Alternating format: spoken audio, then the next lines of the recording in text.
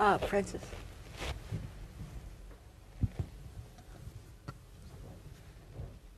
Hey, Francis.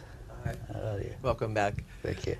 I'd like you to continue, if you would, for a moment as an economist by thanking you for raising the population issue and the demography issue in the Gulf. There's another very big country in the region that needs job creation too, Iraq. And I'm wondering if you could perhaps talk to us a bit about Kuwaiti first and maybe more general GCC appetite for investing in the new Iraq. And perhaps your political attitude towards what's happening up there right now. Well, thank you, Francis. I think that Iraq is really, the Iraqi economy, if you look at the sort of resources that is available to, exists now in Iraq, and the endowment of natural resources, be it oil or water or fertile land, and if you look at the composition of the Iraqi population, small, highly educated, very industrialist, you have the equation of a truly successful state and a successful economy. What Iraq needs is some political a period of political the absence of political disturbances. I think that the recent election, we are seeing now again people contesting the results, but that's only natural in the progress of democracy. I think that we should applaud the Iraqi people for conducting their affairs in a very civil way.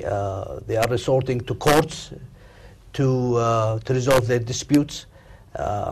Maybe that process will take a little bit of time, but at the end I'm absolutely certain that the Iraqis would be able to form a government that would reflect all components of the Iraqi national political spectrum. Now, what are we doing with respect whether we are investing in Iraq? This is, I think that all countries, not only the GCC, but all countries around the world would love to come and invest. We, on our part, have indicated, and we said this explicitly and on the record, that the compensation that we received from the United Nations, we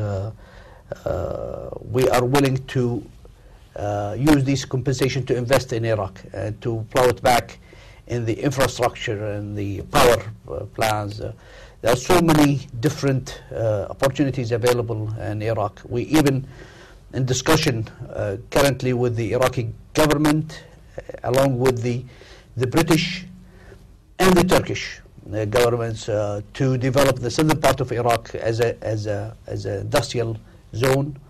And I know that there has been a lot of private sector investments in Iraq, Kuwaiti private investors. I'm not sure about the other Gulf countries, but I'm sure that there are some investments. But this is, I think Iraq is when we talk about futures and opportunities, I think Iraq is the most prominent in terms of an environment that would produce a very handsome returns for any investors who would like to invest there. Question at the back.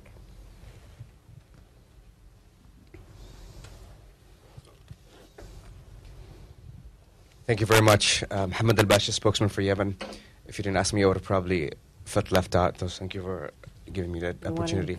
Your Excellency, recently in the U.S., and especially in Washington, they've been very keen in observing and understanding the dynamics of the Yemeni GCC relationship. I know you've shed some light on it today.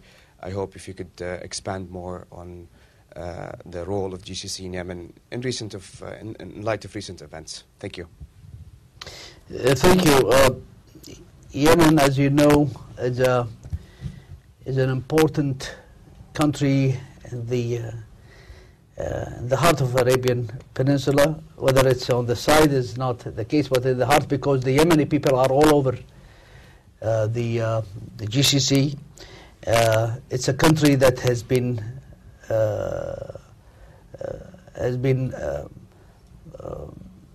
there are external interference in its internal affairs, incitement of part of their population, be it on a sectarian level or on a political, in terms of secessionist tendencies.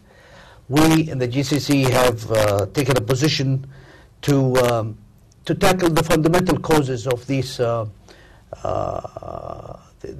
disturbances, and we look at the poverty issue, the lack of jobs, the disease as a source that breeds such radicalism on the Yemeni theater. For that reason, we called back in 2006 for International Donors of Conference. We hosted it. We had commitments of excess of $5 billion. Again, we had a conference just 3 months ago in Saudi Arabia for Friends of Yemen, and we're going to have a meeting in Sana'a, as I indicated, as foreign ministers, to follow through the projects that we committed ourselves to. A question has always been raised why Yemen is not part of the GCC, or whether the GCC countries would accept Yemen as a member.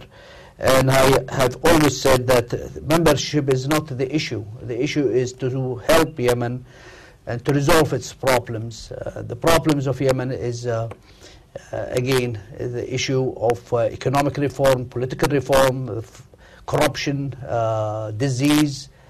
These are the issues that we would like to help the Yemeni government to tackle and to resolve. We only have time for a couple more questions of this hand. George has had his hand up for a while. Dr. Mohammed, welcome back.